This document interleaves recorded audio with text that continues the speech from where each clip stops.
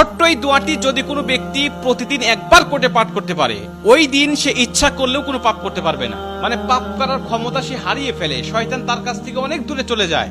নবীজি বলছেন, যদি কোনো ব্যক্তি এই দোয়াটা মাত্র একবার পাঠ করে, যেদিন সে পাঠ করবে ওই দিন শয়তান চিৎকার করে কাঁদতে থাকে, চিৎকার করে আওয়াজ দিয়ে বলতে থাকে যে আজকে সারাদিন তুই আমার ওয়াসওয়াসা থেকে মুক্ত হয়ে গেলি, আমি ইচ্ছা করেও আজকে তোকে আর ধোঁকা দিতে পারবো না, তুই আজকে আর কোনো পথভ্রষ্টের কাজ করতে পারবি না, তুই সেটা আমার কাছ থেকে মুক্ত হয়ে গেলি। মানে এই দোয়াটার এতটাই পাওয়ার, এতটাই ক্ষমতা আল্লাহ পাক দিয়ে দিয়েছেন। অতএব আমরা এই দোয়াটা মুখস্থ রাখবো, ছোট্ট একটি দোয়া মুখস্থ করে প্রতিদিন আমরা তেলাওয়াত করব।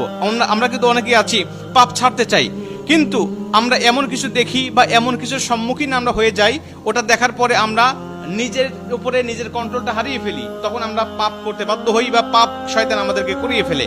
এজন্য যদি আমরা প্রতিদিন অন্তত ফজরের নামাজের পরে এই দোয়াটা যদি পাঠ করতে পারি, তাহলে আমরা কিন্তু শয়তান থেকে মুক্ত থাকবো ওই দিন সারাদিন। আর শয়তান থেকে মুক্ত থাকার কারণে আমরা ইচ্ছা করলে ওই দিন পাপ করতে পারবো না। নবীজি এই দোয়াটা শিখিয়েছেন, আউযু বিল্লাহিল আযীম, আউযু বিল্লাহিল আযীম ওয়া বিওয়াজহিল কারীম ওয়া সুলতানিহিল কাদীম মিনাশ শাইতানির রাজীম।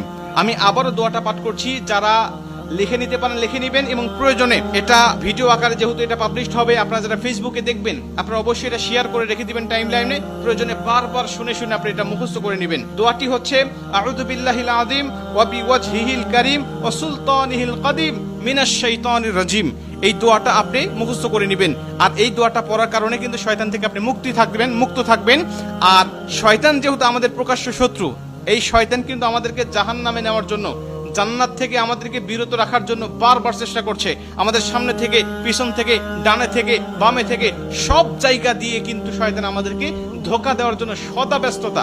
আল্লাহর সাথে সে চ্যালেঞ্জ করে আসছে, আল্লাহকে বলছে, আল্লাহ প্রয়োজনে তুমি জান্নাতের সংখ্যা কমিয়ে ফেলো, জাহান্নামের সংখ্যা বাড়িয়ে দাও, কারণ আমি মানুষগুলোকে যেভাবে ধোঁকা দেব, এই ধোঁকায় সে বোকা হয়ে তোমার ইবাদত আর গোলামি সে করবে না, সে নিঃসন্দেহে পথভ্রষ্ট হয়ে যাবে। এই জন্য শয়তান থেকে মুক্ত থাকার জন্য আমরা কিন্তু সর্বসময় দোয়াটা পাঠ করবো। প্রতিদিন অন্তত একবার এই দোয়াটা আমরা পাঠ করলে আমাদের কাছ থেকে শয়তান মুক্ত হয়ে যাবে, আমরা শয়তান মুক্ত জীবন যাপন করব। আর আমাকে যদি শয়তান ওয়াসওয়াসা না দেয়, ওই দিন কিন্তু আমি পাপ করতে পারবো না, ইচ্ছা করলে পাপের কোনো কথাই আমার মধ্যে আসবে না।